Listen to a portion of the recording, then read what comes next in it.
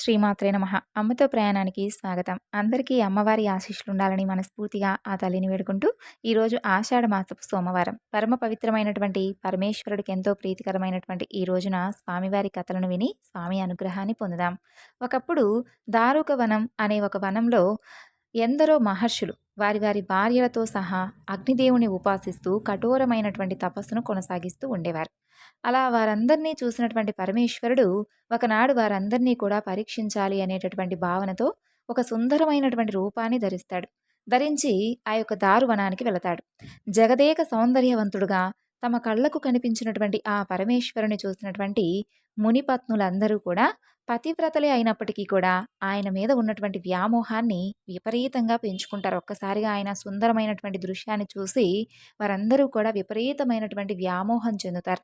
స్త్రీలకు మనోచాంచల్యం కలిగించేలా సుందరుడిగా మారినటువంటి ఆ పరమేశ్వరుడు బాగా నాట్యం చేస్తూ ఆ వనంలో సంచరిస్తూ ఉండగా ఇక తాపమాపుకోలేనటువంటి ఆ మునిపత్నులు యుక్తాయుక్తాలు కూడా మరిచిపోయి ఆయన వెంట పడతారు.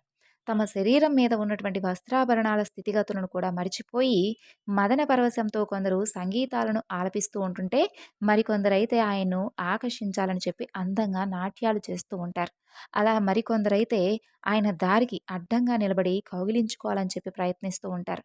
అలా మునిపత్నులు ఆయన్ను ఎంతగా రెచ్చగొట్టినప్పటికీ కూడా ఆ యొక్క సుందర పురుషుడు ఏమాత్రం కూడా చలించలేదు. అలాగే ఏమీ మాట్లాడకుండా నిశ్చలంగా నించొనుంటాడు. ఆ దృశ్యాన్ని చూసి మునులందరూ కూడా ఆగ్రహోదగ్ధులవుతారు. తమ భార్యలకు ఈ విధంగా మదన వికారం కలిగించినటువంటి ఆ యొక్క సుందర పురుషుణ్ణి ఎన్నో మాటలతో దూషిస్తారు. ఎన్నో రకాల శాపాలనిస్తారు. అయితే పరమేశ్వరుడికి అవన్నీ కూడా పనిచేస్తాయా? ఏమీ కూడా ఆయనపై పనిచేయలేకపోతాయి. ఋషుల శాపాలన్నీ కూడా పూర్వం పరమేశ్వరుడి మీద తప్ప సకల దేవతల మీద ప్రభావాన్ని చూపించాయి. ఒక్క పరమేశ్వరుడి మీద ఎలాంటి శాప ప్రభావం కూడా లేకుండా ఉంటుంది. ఆ విధంగా ఎంతోమంది మునుల యొక్క శాపాలు పరమేశ్వరుణ్ణి ఏమీ చేయలేకపోతాయి. ఇక దాంతో ఏం చేయాలో అర్థం కాక అందరూ కూడా ఏం చేయాలని చెప్పి మాట్లాడుకొని సత్యలోకానికి బ్రహ్మదేవుడి దగ్గరికి వెళ్తారు. బ్రహ్మదేవుడితో జరిగినటువంటి విషయాన్నంతా కూడా చెప్తారు. వారి మాటలన్నీ విన్నటువంటి బ్రహ్మదేవుడు ఇదంతా పరమేశ్వరుడి యొక్క లీలని చెప్పి తెలుసుకొని మనసులోనే ఆయన్ను భక్తిగా నమస్కరిస్తాడు. ముల్లారా, మీరెంత అవివేకులో తెలుసా?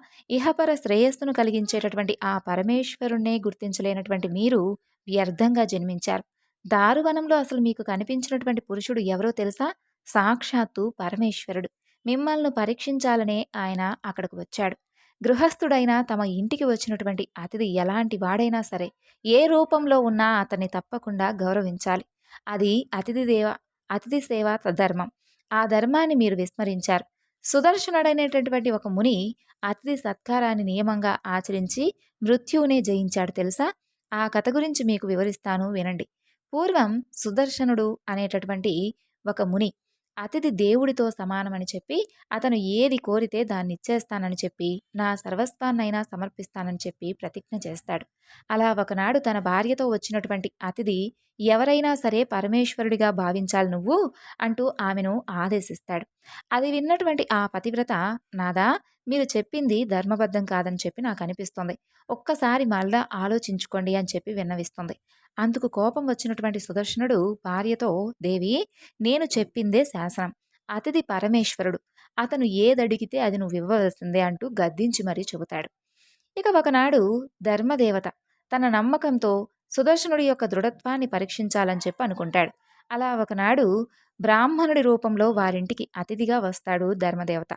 ఆ సమయంలో సుదర్శనముని గృహంలో ఉండడు. అతని భార్య ఆయనకు స్వాగత సత్కారాలు చేస్తోంది. ఆమె సేవలకు సంతోషించినటువంటి ఆ విప్రుడు, దేవి, నీ భర్త ఇంట్లో లేనట్లుగా ఉన్నాడు. నీతో నాకు సంయోగం చెందాలని నా మనసు కోరుకుంటుంది అని అడుగుతాడు. భర్త ఆజ్ఞను గుర్తు తెచ్చుకున్నటువంటి ఆ పతివ్రత, స్వామి, మీ ఇష్టం.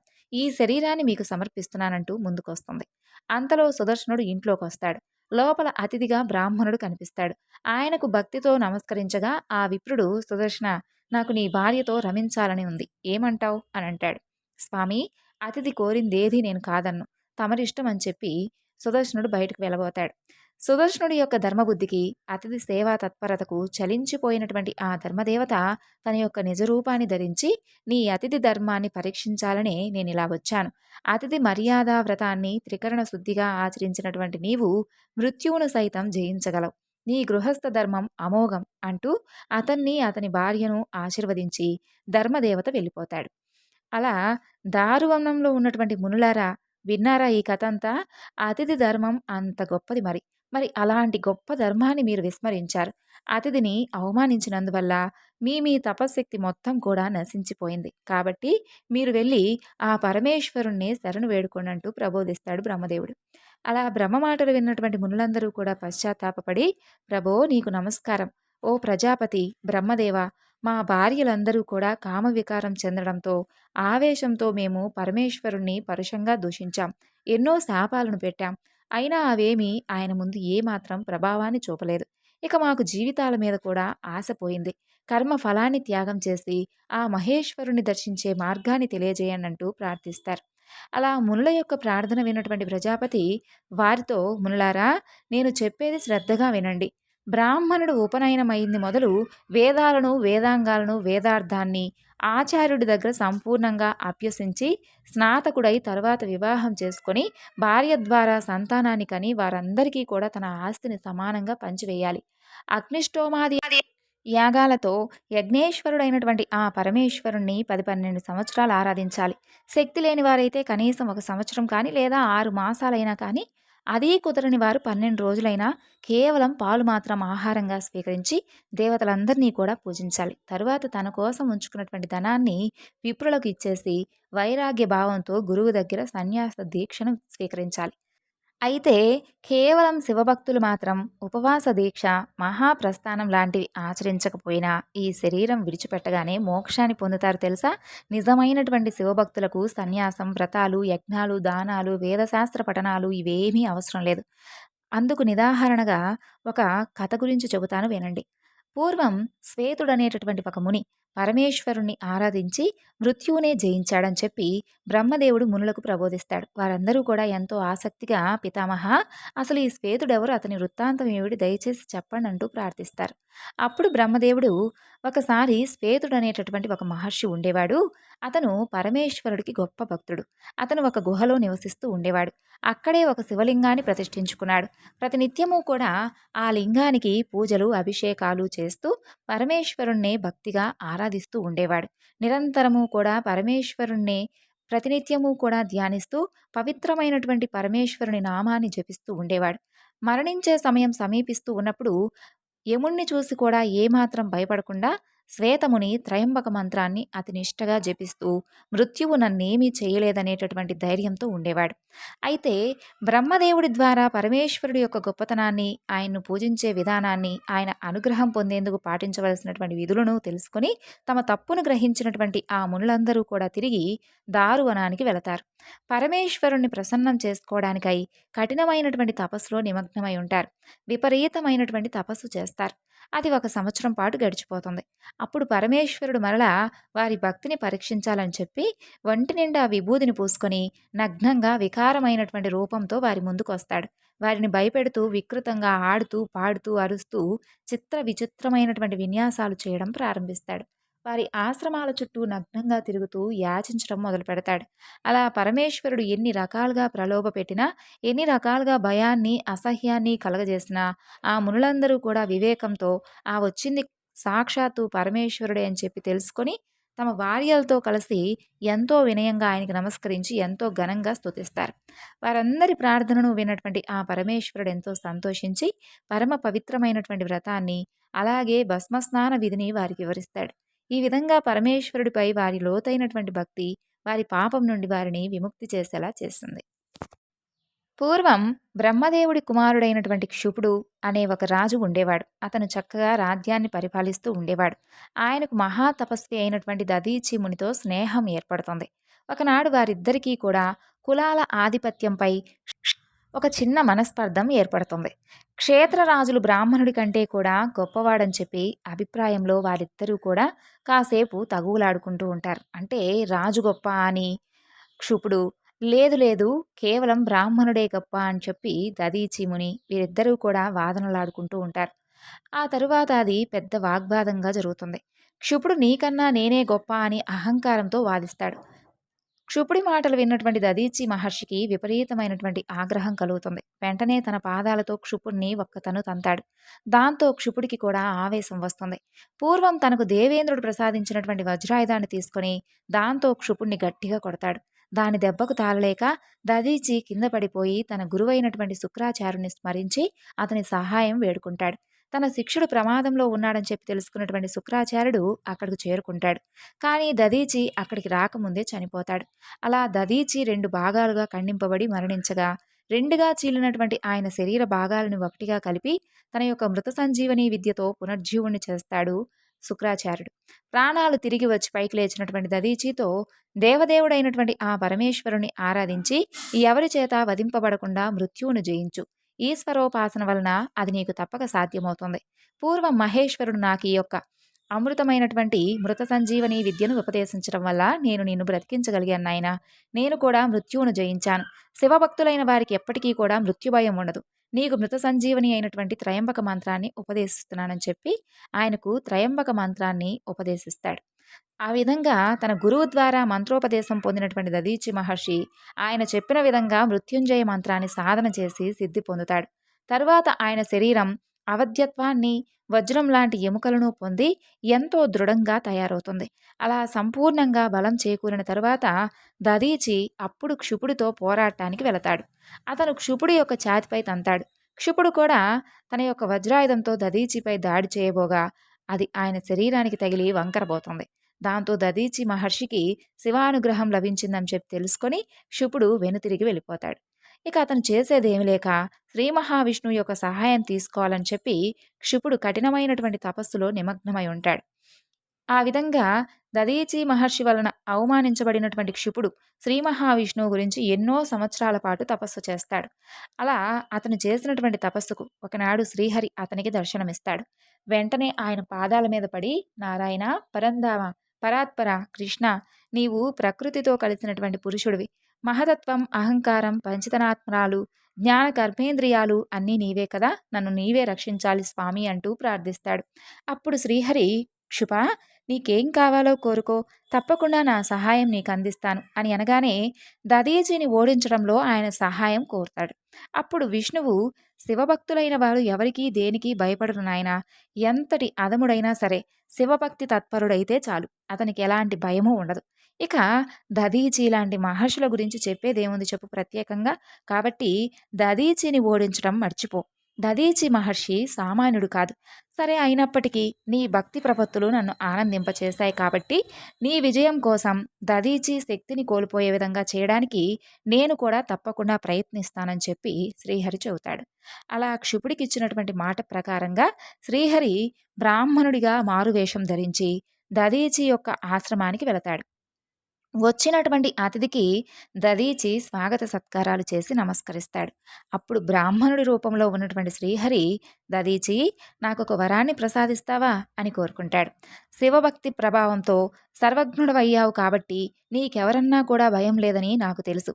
అయితే నేను నా భక్తుడైనటువంటి క్షుపుడికి మాటిచ్చాను. ఒక్కసారి క్షుపుడి సభలోకి వచ్చి నీ వల్ల నేను భయపడతాను అని ఒక్క మాటను చాలంటూ ప్రాధేయపడతాడు.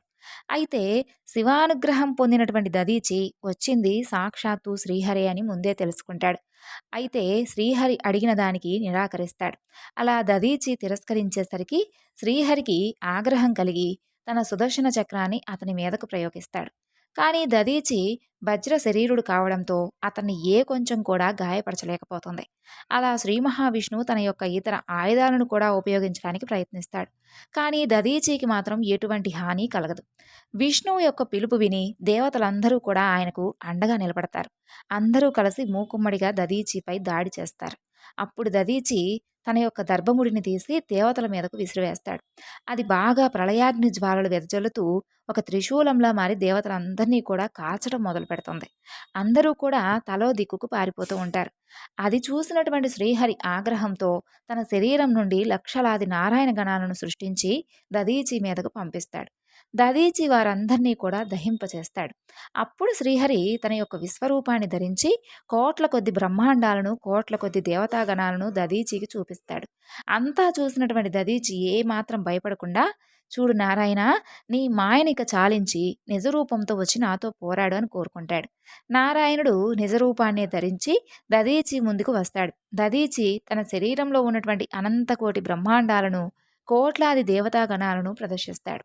ఇక శ్రీహరి దధీచిలో ఉన్నటువంటి విశ్వాన్నంతా దర్శించి ఆయన గొప్పతనాన్ని ప్రశంసించి తిరిగి వైకుంఠానికి వెళ్ళిపోతాడు.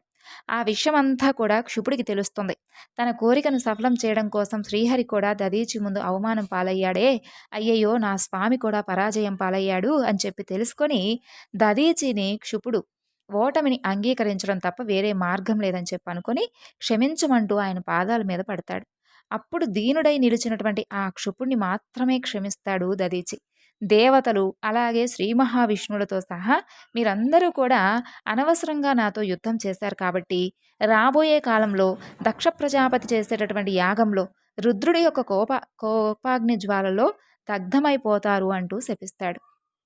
ఈ విధంగా ఈ దధీచి క్షుపుల యొక్క సంవాదం, శ్రీ మహావిష్ణువుకు పరాభవం జరిగినటువంటి ప్రదేశం, దేవతలకు దధీచి శాపం ఇచ్చినటువంటి ప్రాంతం స్థానేశ్వరం. అక్కడే పరమేశ్వరుడు స్థానేశ్వర లింగంగా వెలిశాడు.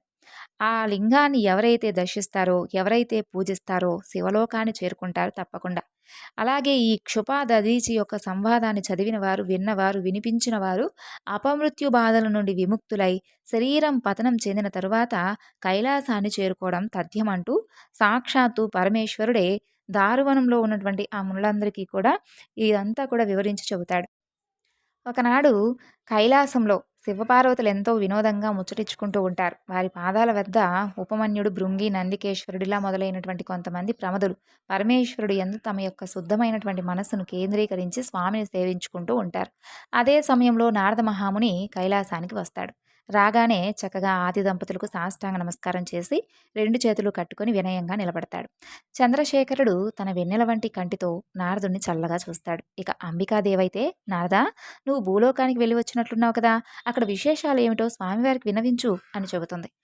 అప్పుడు నారదుడు, "స్వామి, ఎందువల్లో తెలియదు కానీ భూమిపై బొత్తిగా శివభక్తి సన్నగిలిపోయింది. కొందరైతే కేవలం శివాచారాల్లోనే మునిగిపోయి శివేతరులతో మాట్లాడటం కూడా మానేసి శివతత్వాన్ని ప్రచారం కూడా చేయడం లేదు. కొందరైతే కేవలం లౌకిక జీవనంలో మునిగిపోయారు. ఇక మరికొందరైతే బ్రహ్మానందంలో మునిగి తమని తామును మరిచిపోయి సమాజానికి ఉపయోగపడకుండా పోతున్నారు. ఏమైతేనేమి స్వామి, తమ భక్తితత్వం సంపూర్ణమైనటువంటి సమాజానికి తెలియడం లేదు. అందువల్ల మానవులందరూ కూడా అసలు ఏమాత్రం కూడా భక్తితత్వం లేకుండా సంచరిస్తూ ఉన్నారని చెప్పి నారద మహర్షి చెబుతాడు. నారదుడి మాటలు విన్నటువంటి పరమేశ్వరుడు, "నారదా, నీ కోరిక ప్రకారం భూలోకంలో తప్పకుండా అవతరించి తీరాల్సిందే. అయితే నాకు నందీశ్వరుడికి రవ్వంత భేదం కూడా లేదు కాబట్టి నందీశ్వరుడే భూలోకంలో అవతరిస్తాడు. ఆ కారణంగా నా పక్షాన నేను నందిని భూలోకానికి పంపిస్తాను" అని అంటాడు. అప్పుడు పార్వతీదేవి ఆ మాటలను విని చిరునవ్వు నవ్వుతూ, "ఏమిటి స్వామి మీరు ఈ విధంగా మాట్లాడుతున్నారు? అసలు మీరిలా అనడంలో ఆంతర్యం ఏమిటి? నిజంగా నందీశ్వరుడు మీరు ఒక్కరేనా? లేదంటే భక్తపరాధీనుడు కాబట్టి నేను నా భక్తుడు ఒకటే అనే అర్థంతో ఈ మాట అంటున్నారా?" అంటూ ప్రశ్నిస్తుంది. అది విన్నటువంటి పరమేశ్వరుడు నారదుడు, పార్వతీదేవి వింటూ ఉండగా ఇలా అంటాడు, "దేవి, నువ్వు చెప్పింది నిజం. భక్తుడి శరీరమే నా శరీరం. నాకు నా భక్తుడికి భేదం లేదు. అందుకని అలా అన్నాను. అంతేకాకుండా దీని గురించి ఒక కథ ఉంది, చెబుతాను వినండి. పూర్వం కొన్ని యుగాల కింద శిలాదుడనేటటువంటి ఒక మహాముని శ్రీశైలానికి నైరుతి భాగంలో కఠోరమైనటువంటి తపస్సు చేశాడు. ముందు కందమూలాలను ఆహారంగా తీసుకొని తపస్సు చేశాడు. తరువాత అది మానేసి రాళ్లు తిని ఆకలి చంపుకొని ఘోరమైనటువంటి తపస్సు చేశాడు. అప్పుడు నేను ప్రత్యక్షమై వరం కోరుకోమని అడిగాను. శిలాదుడు నన్ను చూసి పులకితాంకితుడై సాష్టాంగ నమస్కారం చేసి ఎన్నో విధాలుగా స్తుతించి, "స్వామి, నాకు పుత్ర సంతానం కలిగే విధంగా వరం ప్రసాదించండి" అంటూ వేడుకున్నాడు. నేనందుకు తదాస్తు అన్నాను. అప్పుడు శిలాదుడు, "మహాదేవా, కేవలం కొడుకు కలిగితే సరిపోతుందా? సరిపోదు కదా. అతను శివభక్తితో తరించాలి. వాడు తద్భిన్నంగా ఉంటే మాత్రం నేను సహించను స్వామి, తలైనా నరికేస్తాను. అందుకని మీరే అతనికి అండగా నిలవాలి" అంటూ వేడుకున్నాడు. అది విని నేను ఎంతో సంతోషించాను. అప్పుడు ఒకనాడు నందీశ్వరుడి వంక చూశాను. చూస్తే ఎందుకో తెలుసా చూసింది నేను? సృష్టికి ముందే నా అంశ వృషభ రూపంలో ఉంది కాబట్టి అది కృతయుగంలో 4 పాదాల మీద, త్రేతాయుగంలో 3 పాదాల మీద, ద్వాపర యుగంలో 2 పాదాల మీద, కలియుగంలో ఒకే పాదం మీద చరిస్తూ ఉంటుంది. ఈ అంశయే ద్వితీయ శంభుడు. అలాంటి నందీశ్వరుని చూసి నువ్వే శిలాదుడికి కొడుకుగా పుట్టాలనేటటువంటి ఉద్దేశంతో ఆయన్ని చూశాను. నీవు లోకంలో రెండవ శివుడనేటటువంటి పేరుతో ప్రసిద్ధి చెందాలి అని చెప్పాను. నా కోరిక ప్రకారంగా నందీశ్వరుడు అయోనిజుడై శిలాదుడు ఎంట పుట్టాడు. అతనికి నందికేశ్వరుడనే పేరు పెట్టారు. నందికేశుడు జన్మించినప్పటి నుండి భక్తి క్షీణాన్నే గురులుతూ పెరిగాడు. గురుపద ధ్యానంతో, వేదాంత సూక్తులతో, శివాచార వర్తనంతో నా పాదపద్మాలను నిరంతరం కూడా మనసులో ఉంచుకొని నందికేశుడు పెద్దవాడయ్యాడు.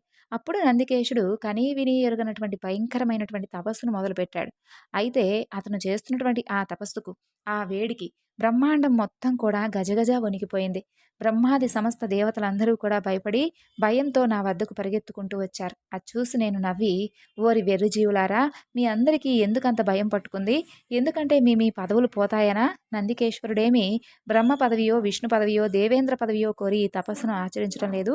అందుకని చెప్పి మీరేమీ కూడా భయపడనవసరం లేదు. ఇలా వణికిపోనవసరం అంతకన్నా లేదని చెప్పి అతనికి నా భక్తి తప్ప వేరే కోరికలు లేవు. కావాలంటే నా వెంట రండి చూపిస్తానని చెప్పి నేను నందికేశుడు తపస్సు చేస్తూ ఉన్నటువంటి ఆ పర్వత ప్రాంతానికి బ్రహ్మాది దేవతలందరితో సహా కలిసి వెళ్ళాను. నందికేశుడు కళ్ళు తెరిచి నన్ను చూశాడు. అప్పటి వరకు నేను అతని మనసులో స్థిరంగా ఉన్నాను. ఇప్పుడు ఎదుటనే ఉన్నాను. అలా ప్రత్యక్షం కావడం చూసి అతని శరీరం పులకించింది. నందికేశ, నీకు కావలసిన వరం కోరుకో అని అన్నాను. అది విన్నటువంటి నందికేశుడు, స్వామి, పెన్నిది లభించినప్పుడు మన్నడిగే అవివేకి ఎవడైనా ఉంటాడా? నాకు మీ దర్శనం లభించింది చాలు. అందుకే ఈ తపస్సంతా. ఇక వేరే నాకు పదవులు గిదవులు నాకు అవసరం లేదు. నిర్మలమైనటువంటి భక్తిని నాకు ప్రసాదించండి చాలు అని అన్నాడు. అది విని నేను నందికేశుణ్ణి గాఢాలింగనం చేసుకున్నాను. నాయనా నందికేశ, నీ ఆలింగన సుఖం నాకెప్పుడూ కూడా లభించే విధంగా నిన్ను నేను వాహనం చేసుకుంటున్నాను. పూర్వం నీవే నా వాహనానివని చెప్పి నేను నందికేశునికి ప్రమదగణాధిపతిగా పట్టం కట్టాను. సర్వజ్ఞత్వాన్ని ప్రసాదించాను. నా వెంట వచ్చినటువంటి బ్రహ్మ, విష్ణు, దేవేంద్రాది సమస్త దేవతలందరూ కూడా అదంతా చూసి నందికేశునికి సాష్టాంగ నమస్కారాలు చేశారు. నందికేశుడు వారిని దయతో చూశాడు. ఈ విధంగా దేవతలందరూ కూడా తమ తమ భయాలను పోగొట్టుకున్నారు. శ్రీశైల నైరుతి ప్రాంతంలో నందీశ్వరుడు తపస్సు చేసినటువంటి ఈ ప్రదేశానికి నాటి నుండి నంది మండలం అనేటటువంటి పేరొచ్చింది. అక్కడకు వచ్చినటువంటి సమస్త జీవజాలము మోక్షాన్ని పొందే విధంగా నేను అనుగ్రహించాను. ఇటు నందికేశుని యొక్క చరిత్ర విన్నవారు, వినిపించిన వారు స్థిరబుద్ధి, దృష్ట, అదృష్ట సమస్త సిద్ధులు, వాక్శుద్ధి, భక్తి, సంపద పొందగలుగుతారు అని చెప్పి నేను వరం ఇచ్చాను. కాబట్టి దేవి, ఇట్టి నందీశ్వరుడు సాక్షాత్తు నేనే అంటూ పరమేశ్వరుడు నారద పార్వతులు వింటూ ఉండగా ఈ కథంతా కూడా చెబుతాడు. అప్పుడు పార్వతీదేవి ఇంతటి నిరహంకారము, సదాచారము, నిరంతర భక్తి, ప్రభుభక్తి, సిద్ధ పాండిత్యము, నిత్య సత్యము, సౌకుమార్యము, ఆత్మతత్వము, విశుద్ధ చరిత్రము, పుణ్యగోత్రము, ఇంతటి మంగళకరమైనటువంటి మూర్తి, కీర్తి నందికేశుడికి తప్ప మరెవ్వరికీ లేనే లేవు స్వామి. అందుకే నందీశ్వరుడికి తప్ప మరెవ్వరికీ కూడా మిమ్మల్ని మొయ్యగలిగేటటువంటి శక్తి కూడా లేనే లేదు. ఇతను సాక్షాత్తు మీ అంశే అంటూ పరమేశ్వరుడితో చెబుతుంది. విన్నావా నారద, నందికేశుని యొక్క ఘనత అంటూ పరమేశ్వరుడు నారదుడితో అంటాడు. అలా పరమేశ్వరుని యొక్క దయార్థ చిత్తంతో తల మునకలైనటువంటి నందికేశుడు భయము, సిగ్గు, సంతోషము అంతా కూడా వెల్లివిరిసి ఆ విధమైనటువంటి చూపులు తనకు ఆభరణ ప్రాయములు కాగా శరీరం అంతా కూడా పులకించి కంటి వెంట ఆనంద బాష్పాలు రాలుతూ ఉండగా పరమేశ్వరుని శరణుజొచ్చి చేతులు జోడించి తలపై పెట్టుకొని పరమేశ్వరుని కొనియాడాడు. నాయనా నందికేశ అంటూ పరమేశ్వరుడు ప్రేమతో ఇలా అంటాడు.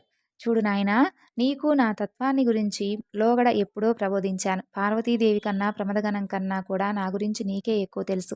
అందుకే నీకు సర్వజ్ఞుడనే పేరు. ఈ తత్వం వేదస్మృతులకు మూలం. ఇదే ధర్మశీలం, ఇదే విమలాచారం, తత్వసారం, సుమహత్తత్వం. దీనివల్ల కృతార్థత్వం పొందవచ్చు. ఇదే ఆదిపదం అని నా భక్తితత్వం నీ వల్లే భూలోకంలో ప్రచారం చెందవలసి ఉంది నాయన. అందువల్ల నీవు మానవ లోకానికి వెళ్ళాలి. అక్కడ ద్వితీయ శంభుడనే పేరుతో నీవు ప్రసిద్ధి చెందాలి. లోక శ్రేయస్సు కొరకు, భక్త శ్రేయస్సు కొరకు మా కోరిక నెరవేరే విధంగా నీవు మానవ రూపంలో పొడమిని పావనం చేయడానికై బసవుడనేటటువంటి పేరుతో వెళ్ళు అంటూ పరమేశ్వరుడు నందీశ్వరుణ్ణి ఆజ్ఞాపిస్తాడు. ఈరోజు స్వామివారి గురించి చెప్పుకున్నటువంటి ఈ కథలన్నీ కూడా మీ అందరికీ నచ్చాయి అనుకుంటున్నానండి. మరొక చక్కని వివరణతో మరలా కలుసుకుందాం. అంతవరకు నమస్కారం. సర్వం శ్రీ లలితార్పణమస్తు. స్వస్తి.